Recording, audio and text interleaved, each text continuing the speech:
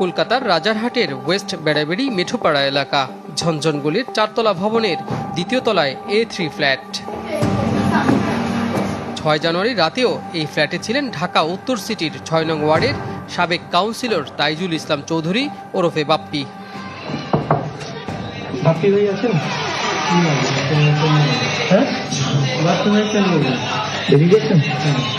বাপ্পিকে পাওয়া না গেলেও ওই ফ্ল্যাটে দেখা মেলে পলাতক শেরে বাংলানগর থানা স্বেচ্ছাসেবক লীগের সাধারণ সম্পাদক মুশফিকুর রহমান উজ্জ্বল, একই থানার স্বেচ্ছাসেবক লীগের সহসভাপতি সজিবুল ইসলাম এবং ঢাকা বিশ্ববিদ্যালয় ছাত্রলীগের সাবেক সাধারণ সম্পাদক ওমর শরীফের।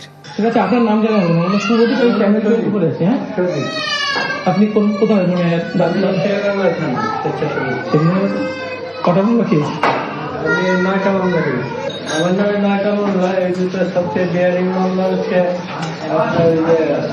রাষ্ট্রদূতের গাড়ির উপর হামলা যে মামলাটা। আমার হাদির মামলা দেয়নি তো? না, হাদির মামলা একা দাদাই খেয়েছে।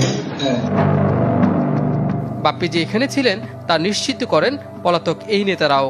স্থানীয়রা জানান, প্রায় 1 বছরের বেশি সময় ধরে কলকাতার এই এলাকায় পুলিশ পরিচয়ে বাপ্পি ও আওয়ামী লীগের কয়েকজন আত্মগোপনে থাকেন। একাধিক সূত্র চ্যানেল 24-কে নিশ্চিত করেছে কলকাতার পুলিশের হাতে আটক হয়েছেন তাইজুল ইসলাম চৌধুরী বাপ্পি। যদিও নারায়ণপুর থানা পুলিশ এ বিষয়ে কোনো বক্তব্য দিতে রাজি হয়নি। 5 আগস্টের পর থেকে পলাতক তাইজুল ইসলাম চৌধুরী বাপ্পি।